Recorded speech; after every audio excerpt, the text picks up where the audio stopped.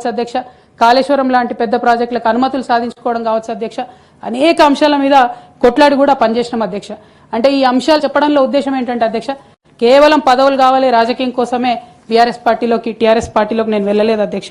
ఆనాడు టీఆర్ఎస్ పార్టీకి అవసరం, తెలంగాణ ప్రజలకు అవసరం అని చెప్పినారు కాబట్టి వెళ్ళిన అధ్యక్ష. వెళ్ళిన తర్వాత కూడా నిజామాబాద్ పార్లమెంట్ లో ఉన్నటువంటి వారందరికీ తెలుసు అధ్యక్ష, ఒక 20 సంవత్సరాలు పెండింగ్ ఉండే అధ్యక్ష నిజామాబాద్ పెద్దపల్లి రైల్వే లైన్. కానీ మొదటి 2-3 సంవత్సరాలలోనే వెంటబడి నేను అది పూర్తి చేసుకోగలిగిన అధ్యక్ష. అంటే ఇట్లా ఒక్కొక్కటి ఏ రోల్ ఇస్తే ఆ రోల్లో పనిచేసుకుంటూ వెళ్ళినాం అధ్యక్ష. ఏ రోల్ ఇస్తే ఆ రోల్లో డెడికేటెడ్ గా తెలంగాణ ప్రజలకు పనికొచ్చేటట్టుగా చేసినాం అధ్యక్ష. సో 2014లో తెలంగాణ జూన్ 2న వస్తే సెప్టెంబర్లో బతుకమ్మ పండుగ వచ్చింది అధ్యక్ష. నేను అంతకుముందు తెలంగాణ జాగృతి నుంచి దాదాపుగా 8-9 సంవత్సరాల నుంచి కంటిన్యూస్ గా బతుకమ్మ పేరుతోని ప్రతి సంవత్సరం కార్యక్రమాలు చేసేదాన్ని అధ్యక్ష. 2014లో వచ్చినటువంటి బతుకమ్మ, తెలంగాణ రాష్ట్రం ఏర్పడ్డ తర్వాత వచ్చినటువంటి మొదటి బతుకమ్మ నుండే నా మీద రిస్ట్రిక్షన్స్ ప్రారంభమైనాయి అధ్యక్ష. పొలిటికల్ పార్టీలో ఒక వ్యక్తిని స్వేచ్ఛను ఎట్లా హరిస్తారని చెప్పడానికే ఎగ్జాంపుల్ చెప్తా ఉన్నాను అధ్యక్ష. అధ్యక్ష ఇక్కడ పర్సనల్ ఇష్యూస్ మాట్లాడకుండా నేను రూల్ పొజిషనే కోట్ చేసి మాట్లాడతాను అధ్యక్ష. అధ్యక్ష section 29A of representation of peoples act ఉంటుంది అధ్యక్ష. It is a statutory obligation for political parties to follow democratic norms. అంటే ఒక వ్యక్తి ఒక పార్టీలో చేరాడంటే ఆ వ్యక్తి యొక్క భావజాలాన్ని గాని, ఆ వ్యక్తి యొక్క భావ ప్రకటన స్వేచ్ఛను గాని ఆ పొలిటికల్ పార్టీస్ హరించడానికి లేదు అధ్యక్ష. నేను గత 8 సంవత్సరాలుగా ఇండిపెండెంట్ గా ఒక వ్యక్తిగా సంస్థను నడుపుతూ చేస్తున్నటువంటి ప్రయత్నాలని అడ్డుకట్ట వేయడానికి మొదటి రోజు నుంచే ప్రయత్నం జరిగింది అధ్యక్ష.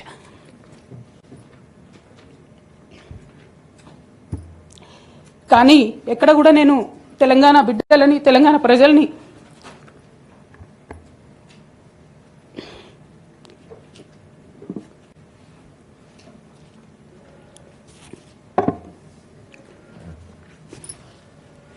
వాళ్ళను డిసప్పాయింట్ చేయదు కాబట్టి నవ్వుతూ పనిచేస్తూ వెళ్ళిపోయిన అధ్యక్ష. ఇప్పుడు నా దగ్గరికి ఎప్పుడు పెద్దవాళ్ళు, పైరవికారులు, కాంట్రాక్టర్లు ఎవరు రాలేదు అధ్యక్ష. నేనెప్పుడు కూడా పేద ప్రజల మధ్యలోనే ఉండి పనిచేస్తున్నాను అధ్యక్ష. నా దగ్గరికి వచ్చినటువంటి బీడీ కార్మికులు కావచ్చు, బీడీ టేకేదారులు కావచ్చు, అంగన్వాడీ టీచర్లు కావచ్చు, ఆశా వర్కర్లు కావచ్చు, ఐకేపీ ఎంప్లాయీస్ కావచ్చు అధ్యక్ష, అదేవిధంగా జిహెచ్ఎంసీ కార్మికులు కావచ్చు అధ్యక్ష, టీచర్లు కావచ్చు అధ్యక్ష, నిరుద్యోగులు కావచ్చు, ఆడబిడ్డలు కావచ్చు, సింగరేణి ఉద్యోగులు కావచ్చు, కరెంట్ ఎంప్లాయీస్ కావచ్చు, ఎవరు వచ్చినా అధ్యక్ష నేను కాదనకుండా నాకెంత వీలైతే అంత పనిచేసి పెట్టేటటువంటి ప్రయత్నం చేసిన అధ్యక్ష. అయినా సరే అధ్యక్ష పార్టీ మౌత్ పీసులుగా ఉండేటటువంటి పార్టీ పేపర్లు, పార్టీ ఛానళ్లు ఏ ఒక్కరు కూడా ఎన్నడూ కూడా మద్దతు ఇవ్వలేదు అధ్యక్ష. అయినా సరే ధైర్యం వదులుకోకుండా మొక్కువని ప్రయత్నంగా నేను ప్రయత్నం చేస్తూనే వెళ్ళాను అధ్యక్ష. తెలంగాణ రాకముందు, బీఆర్ఎస్ ప్రభుత్వం ఏర్పడక ముందు ఒక మాట అనుకున్నాం అధ్యక్ష. కేసీఆర్ గారే పదే ఈ మాట చెప్పారు. ఉమ్మడి రాష్ట్రంలో మనకు కాంట్రాక్ట్ వ్యవస్థ వచ్చింది, మరి కాంట్రాక్ట్ ఎంప్లాయీస్ తోని, అవుట్ సోర్సింగ్ ఎంప్లాయీస్ తోని దేశానికి నష్టం జరుగుతుంది, రాష్ట్రానికి నష్టం జరుగుతుంది, అందరికన్నా ఎక్కువ తెలంగాణ యువకులకు నష్టం జరుగుతుందని చెప్పారు అధ్యక్ష. ఆనాడు వారు సరదాగా ఒక మాట అనేవాళ్ళు, అందరికీ కాంట్రాక్ట్ పోస్ట్ ఉంది, మరి ముఖ్యమంత్రికి కూడా కాంట్రాక్ట్ పోస్ట్ ఉంటుందా అని చెప్పి ప్రశ్నించేవారు అధ్యక్ష. కానీ తెలంగాణ వచ్చిన తర్వాత 10 ఏళ్లలో కూడా కాంట్రాక్ట్ వ్యవస్థను మనం రద్దు చేసుకోలేకపోయినాం అధ్యక్ష. అది కాకుండా out sourcing employees, out sourcing వ్యవస్థను పెంచి పోసిపోయినాం అధ్యక్ష. బాధతో, చాలా ఆవేదనతో నేను ఈ మాటలు చెప్తా ఉన్నా అధ్యక్ష. తెలంగాణ సమాజానికి ఏదైతే ప్రశ్నించడం నేర్పించినటువంటి బీఆర్ఎస్ పార్టీ అధ్యక్ష, అంతర్గత వేదికలలో అనేక సందర్భాలలో నేను ప్రశ్నిస్తే అధ్యక్ష నా మీద కక్ష కట్టారు అధ్యక్ష. కేసీఆర్ గారు చుట్టూన్నటువంటి కొందరు వ్యక్తులు, తప్పక చెప్తున్నాను అధ్యక్ష ఈ మాట, ఎందుకంటే భారతదేశ రాజ్యాంగం ప్రకారం రాజకీయ పార్టీలు ఏవైనా కూడా ప్రజలకు ఒక దిక్సూచిగా నిలవాలి అధ్యక్ష, ప్రజలకు ఒక దారిదీపంగా నిలవాలి. పార్టీలోనే అంతర్గత ప్రజాస్వామ్యం లేకపోతే రాష్ట్రంలో ఎట్లా ప్రజాస్వామ్యం ఉంటుందనే విషయాన్ని కూడా మనందరం గమనించాలి కాబట్టి ఈ మాట చెప్తా ఉన్నాను అధ్యక్ష. మరి కక్షగట్టి నన్ను ప్రశ్నించినందుకు పార్టీ నుండి బయటకు పంపించారని చెప్పక తప్పదు అధ్యక్ష. మొదటి సంవత్సరం నుంచే రాష్ట్ర స్థాయి నిర్ణయాలలో ఎక్కడ కూడా నా పాత్ర లేకుండా కట్టుబడి చేసినారు అధ్యక్ష. ఇవాళ ఆనాడు బాధపడ్డా, ఇవాళ నేను సంతోషపడతా ఉన్నా అధ్యక్ష. ఎందుకంటే అధ్యక్ష ధర్నా చౌక్ రద్దు చేయడం అనేటటువంటిది ప్రజాస్వామిక హక్కుల్ని కాలరాయడంలో మొదటి మెత్త అధ్యక్ష. ఆనాడు ఇంటర్నల్ గా ఎంత ప్రొటెస్ట్ చేసినా కూడా రాష్ట్రం వచ్చింది, ఇప్పుడు ధర్నాలు ఎందుకు, దరఖాస్తులు లేవు, ధర్నాలు లేవు, అన్ని పనులు చేసి పెడతామని చెప్పుకుంటూ వెళ్లడం జరిగింది అధ్యక్ష. అట్లానే రైతులకు జరిగినటువంటి అక్రమ అరెస్టులు అధ్యక్ష, ఇవాళ ఒక్కొక్క దగ్గర నుంచి రైతులు మాట్లాడుతూ ఉంటే బాధ తట్టుకోలేకపోతున్నాం అధ్యక్ష. అదేవిధంగా పార్టీలో జరుగుతున్నటువంటి అవినీతి అధ్యక్ష, ప్రభుత్వంలో జరుగుతున్నటువంటి అవినీతిని ఎప్పటికప్పుడు నేను వారి దృష్టికి తీసుకెళ్లడం జరిగింది అధ్యక్ష. అమరజ్యోతి నుంచి మొదలు పెట్టుకుంటే అధ్యక్ష, అంబేద్కర్ విగ్రహం దగ్గర నుంచి మొదలు పెట్టుకుంటే అధ్యక్ష, సెక్రటేరియట్ నుంచి మొదలు పెట్టుకుంటే అధ్యక్ష, కలెక్టరేట్లలో కూడా తీరని అవినీతి జరిగిన మాట ముమ్మాటికి వాస్తవం అధ్యక్ష. దీనికి పెద్ద ఉదాహరణలు సిద్దిపేట, సిరిసిల్లలో కట్టినటువంటి కలెక్టరేట్లు 2 వచ్చినటువంటి మొదటి వర్షానికే 2 కూడా మునిగిపోయినాయి అధ్యక్ష. ఆ విజువల్స్ అందరం కూడా మనం చూడడం జరిగింది. ఇక సిద్దిపేటలో, సిరిసిల్లలో కట్టిన కలెక్టరేట్లకే దిక్కు లేకపోతే మొత్తం రాష్ట్రంలో కట్టినటువంటి అన్ని బిల్డింగ్లు ఎట్లుంటాయన్న విషయాన్ని కూడా ఒకసారి తెలంగాణ ప్రజలు ఆలోచించుకోవాలి అధ్యక్ష. ఒక పక్క నిజం మాట్లాడే వాళ్లను, సూటిగా మాట్లాడే వాళ్లను, ఉన్నట్టు చెప్పే వాళ్లను రిస్ట్రిక్ట్ చేయడమే కాకుండా అధ్యక్ష, ఉద్యమకారుల విషయంలో తీరని నిర్లక్ష్యం గురైంది అధ్యక్ష. అనేక సందర్భాల్లో నేను పార్టీ నాయకులని, పెద్ద నాయకులను కూడా అనేక సందర్భాల్లో అడిగిన అధ్యక్ష. వేరే విధంగా సహకరించకపోతే, వేరే విధంగా వాళ్ళకి హెల్ప్ చేయలేకపోతే కనీసం సీఎం రిలీఫ్ ఫండ్ కింద మనిషికి 10 లక్షలు ఇద్దాం, ఎక్కడోళ్ళు అక్కడ సెటిల్ అయిపోతారు అధ్యక్ష అని కూడా అడిగినాం అధ్యక్ష. అది కూడా చేయలేదు. 43 లక్షల మందికి పెన్షన్లు ఇస్తున్నామని గర్వంగా మనం చెప్పుకుంటున్నాం. ఉద్యమకారులు కాన్స్టిట్యున్సీకి 1000 మంది కూడా ఉండరు. ఆ 1000 మందిని పట్టుకుంటే ఇంకో 1,00,000 మందికి ఎక్కువైతుంది. వాళ్ళకు పెన్షన్ ఇస్తే లాగుంటది, గౌరవంగా ఉంటదని అనేక సందర్భాల్లో చెప్పినాం అధ్యక్ష. అది కూడా 69లో పనిచేసినటువంటి ఉద్యమకారులు వాళ్ళ స్ఫూర్తిని తీసుకొనే మనం ముందుకెళ్ళినామని చెప్పి మనం చెప్పుకున్నాం అధ్యక్ష. కానీ వారిని కూడా ఎన్నడూ కూడా గుర్తించలేకపోయినాం అధ్యక్ష.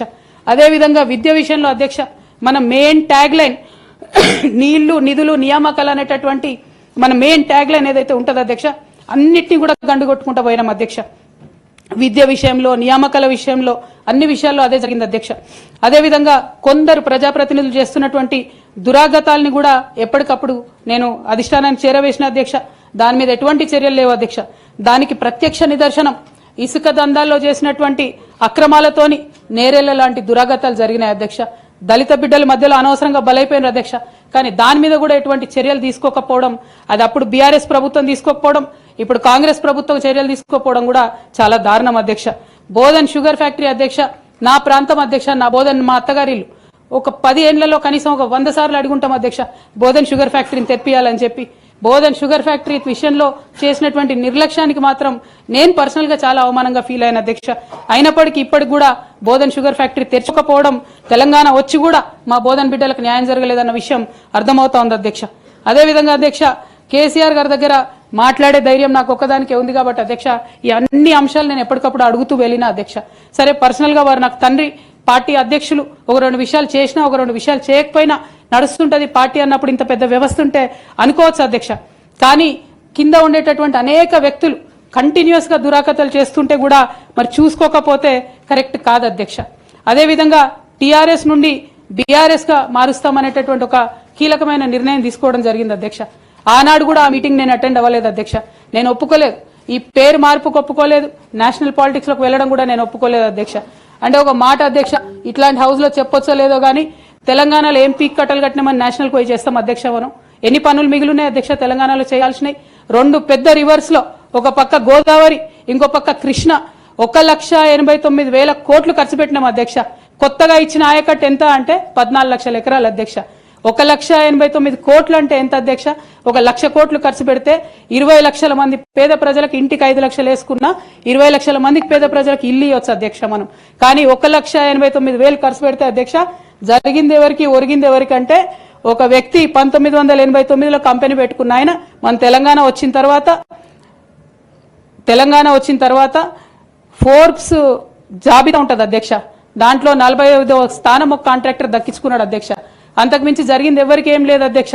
ఇండ్లు లేని పేద ప్రజలకు ఇండ్లు రాలే అధ్యక్ష. కానీ ఆ కంపెనీకి మాత్రం 1,02,666 కోట్ల విలువైన ప్రాజెక్టులు ఒకటే కంపెనీకి పోయింది అధ్యక్ష. ఇది ప్రైవేట్ విషయం అని అనిపించవచ్చు అధ్యక్ష. కానీ తెలంగాణ రాష్ట్రం తెచ్చుకున్నదే ట్రాన్స్పరెన్సీ కోసం, తెలంగాణ రాష్ట్రం తెచ్చుకున్నదే అకౌంటబిలిటీ కోసం, తెలంగాణ రాష్ట్రం తెచ్చుకున్నదే ఇండిపెండెన్స్ కోసం. ఇవేవి లేనటువంటి తెలంగాణ రాష్ట్రాన్ని మనం ఊహించని కూడా ఊహించలేము అధ్యక్ష. చూసుకుంటూ ఊరుకోవడం కూడా సరికాదు అధ్యక్ష. అదేవిధంగా అధ్యక్ష, ఇంకో పక్క తెలంగాణను పదే మోసం చేస్తున్నటువంటి భారతీయ జనతా పార్టీ అధ్యక్ష ఒక్క ప్రాజెక్ట్ కూడా నేషనల్ ప్రాజెక్ట్ హోదా ఇయ్యలేదు అధ్యక్ష. ఒక్కటంటే ఒక్కటి కూడా విభజన హామీలు అమలు చేయలేదు అధ్యక్ష. ఐఐటిఆర్ లాంటి సంస్థ మన దగ్గర వస్తే ఎంతో మంది యువకులకు ఉద్యోగాలు వచ్చాయి అధ్యక్ష. అవి పర్సనల్ గా ఇవ్వకుండా ఆపారు అధ్యక్ష. అనేక కంపెనీలకు అయితే మీరు మహారాష్ట్ర బోండి, గుజరాత్ బోండి అని చెప్పి భారతీయ జనతా పార్టీ పెద్ద నాయకులు చెప్పి హలో, తెలుగు రాజ్యం ఛానల్ చూస్తున్నారా? సామాజిక, రాజకీయ, జీవన చిత్రణే తెలుగు రాజ్యం. అతిశయోక్తులు, అసత్యాలు ఉండవు. రాజకీయ కోణం కాదు, ప్రజా కోణమే కొలబద్ద. తెలుగు రాజ్యం వీక్షణ మీ ఉత్తమ అభిరుచికి నిదర్శనం.